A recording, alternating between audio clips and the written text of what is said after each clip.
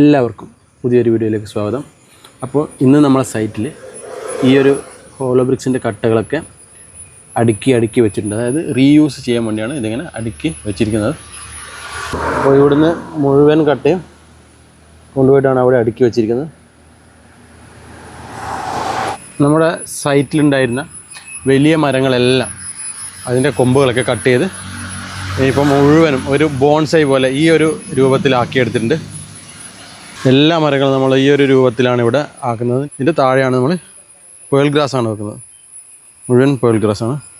ചെറിയ ചെറിയ ഫ്രൂട്ട് പ്ലാന്റ്സുകൾ ഒരുപാടുണ്ട് ഇവിടെ. അപ്പോൾ അതെല്ലാം കട്ട് ചെയ്ത് ലെവൽ ചെയ്യണം.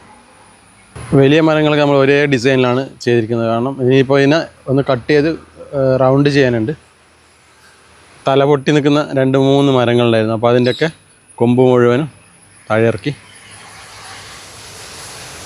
കാട്ടുമുന്തിരിയുടെ വള്ളിയാണിത്. അപ്പോൾ നമ്മൾ ഈ കട്ട് ചെയ്തിട്ടിരിക്കുന്ന മുഴുവൻ മരച്ചില്ലകൾ അപ്പോൾ നമ്മൾ തെങ്ങിന് തന്നെ ഇട്ട് കൊടുക്കാൻ പോവാണ്. ഒരുപാടുണ്ട്, പ്ലാവിൻ്റെ ഒക്കെ ഒരുപാടുണ്ട്. ഈ ഒരു മരത്തിനൊക്കെ നമ്മൾ ഇതുപോലെ ഡിസൈൻ ചെയ്തിട്ടാണ് കട്ട് ചെയ്തിരിക്കുന്നത്.